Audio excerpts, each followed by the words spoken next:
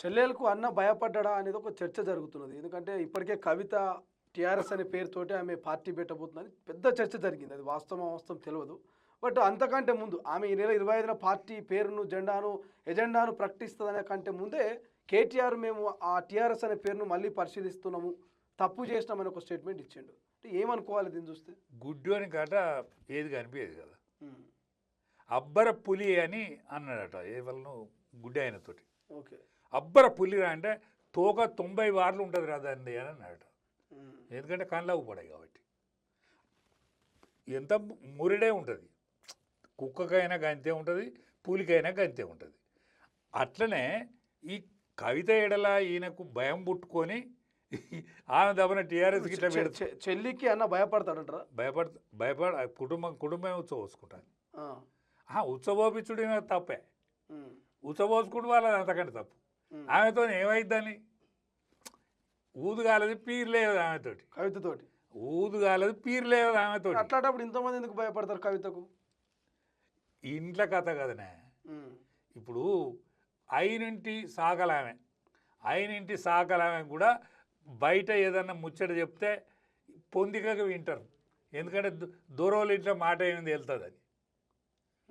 అందుకనే ఆ ఇంటి ఆడబిడ్డ కదా, ఆడబిడ్డ ఏం చెప్పినా ఏమవుతుందో ఏం పాడో అని కలకాలం ఉంటుంది కదా. ఇప్పుడు కేసీఆర్కి ఎంతైనా బిడ్డ మీద ప్రేమ. వాళ్ళు అయితే ఏడుతాను, ఏడిపించుడు ఇక తప్పే. ఏడ్చుడు వాళ్ళది అంతకంటే పొరపాటు, ఏడ్చుడు వాళ్ళకి అంతకంటే పొరపాటు. కానీ ప్రేమ పోదులే, కన్నకాడిపాయ ప్రేమ పోదు.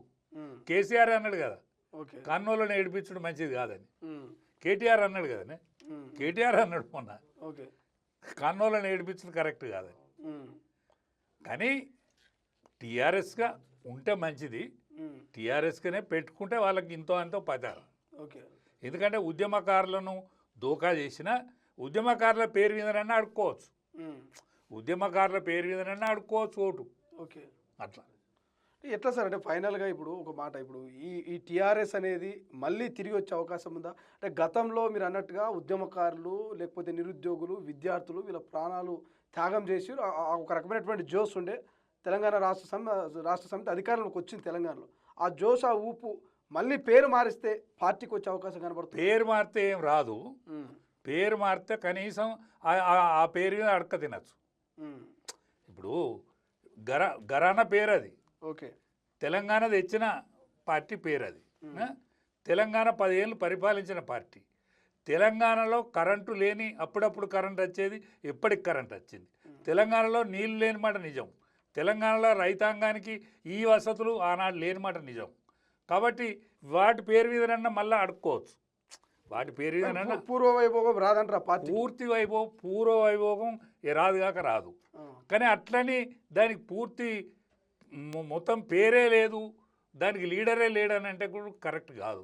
లీడర్షిప్ ఉన్నది, సెకండ్ లీడర్షిప్ ఉన్నది దానికి, కానీ క్యాడర్ లేదు. క్యాడర్ లేదు కానీ లీడర్షిప్ ఉన్నది. అంటే ఇప్పుడు ఈ మధ్య కాలంలో మనం చూస్తున్నాం, మాజీ మంత్రి, కాంగ్రెస్ పార్టీ సీనియర్ నేత జీవన్ రెడ్డి లాంటి వాళ్ళు బీఆర్ఎస్లో కలుస్తూ ఉన్నారు. సో మన కేసీఆర్ని కలిసి మంచిగా లంచ్ ప్రోగ్రాంలో కూడా పార్టిసిపేట్ చేసి 6-7 గంటలు మాట్లాడినట్టు తెలుస్తుంది. సో కేసీఆర్ తోటి మీరు చాలా కాలం కలిసి ట్రావెల్ చేశారు కాబట్టి ఒక్కసారి కేసీఆర్తో కలిసి భోజనం చేసిన వాళ్ళు శత్రువు అయినా సరే కానీ మళ్ళీ కేసీఆర్ని విడిచిపెట్టాడు అనేది ఒక చర్చ జరుగుతుంది. కరెక్ట్. ఇందులో ఎంతవరకు వాస్తవం ఉందంటారు? కేసీఆర్ లోపల అమ్మదానం ఉంటుంది.